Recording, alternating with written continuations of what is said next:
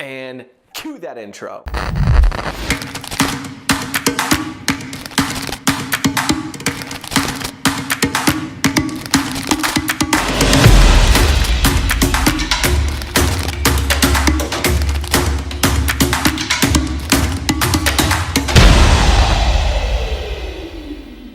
Hey everyone, Josh from Practical Theism here. Don't mind my daughter in the background, she's having a good old time playing back there. You know, if I had to say that there was one thing that separates Christianity from all other religions, it would have to be the person of Jesus. Christianity stakes a very bold claim that this man, he's not just some great prophet or some spiritual guru or a self-help professional who was really good at psychology and sociology. No, rather Christianity makes the extremely bold claim that Jesus is God himself. Jesus is the God-man, the one who has always been with the Father since the beginning of time. Now, there are so many things that we can dive into when it comes to the person of Christ. I mean, you have his lordship, his divine sonship, his moral sermons, and so many others. But why believe in a religion where they stake the claim that a man was actually God in the flesh? I mean, it seems like such an odd claim to make and undoubtedly has been met by very strong criticism over the past 2,000 years. But, you know, one of the things that really comes to mind for me when it comes to whether or not to believe in Jesus is what that reveals about God. For some, God is a distant figure. You know, he's some unrelatable thing in the cosmos. But for Christians, we speak about the personal nature of God, that you can have a relationship with him.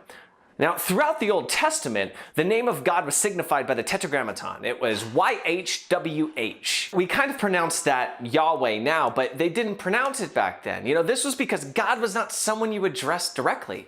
His name, therefore, was not something that you could pronounce. So the Jews would refer to him actually by another name, you know, likely Adonai, which means Lord, or Hashem, which means the name, or Hakadosh Baruch Hu, which means the Holy One, blessed be he.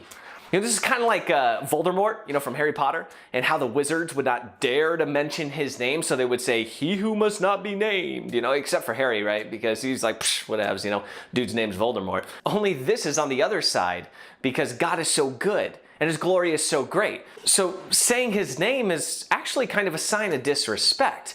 Because also when you know someone's name, you kind of have a bit more power than you had before, right? If you know my name, you can look me up, you can Google search me.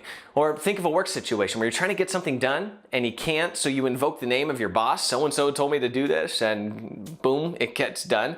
You know, also when you know someone's name and you have that kind of extra level of control, it kind of puts them in a box a bit. And because God is so infinite, we can't really put him in a box, right? So what is with Jesus? Jesus, if he truly is the Son of God, if he truly is God, all of a sudden this sheds a light into a very essential nature of God's that completely shifts how we interact with him, namely his fatherhood. If God had a son, that makes him a father, right? And if he is a father, then that transforms how we speak about, and interact with God the Father. No longer is he some sort of distant tyrant, but God chose to reveal himself through his son Jesus for many reasons, but a crucial one was to share the knowledge of his fatherhood. And when you combine that with the understanding that he wants us to be gathered into his family and made sons and daughters of his divine nature, that completely transforms our understanding of our purpose and our interaction with the church and with the world, really. I mean, not to mention this eternal fatherhood of God's, it really sets the stage for one of the most essential Christian doctrines, the Trinity. When we understand God as Father, this puts into perspective everything we go through in life. If God is a father, he truly wants what's best for his children, which is an essential ingredient to transforming our suffering from something negative to something positive.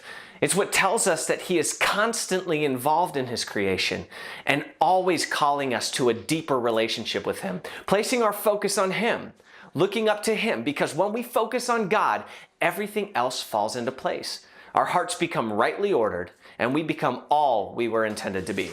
The fatherhood of God is so essential to the divine economy, and we can only come to that conclusion and that understanding of God's fatherhood through the belief that Christianity holds, which is that Jesus is the Son of God. Now, the question I'll lay here for you that have listened in closing is, do you believe that? Do you believe that Jesus is the Son of God? From all of us here at Practical Theism, we'll catch you next time.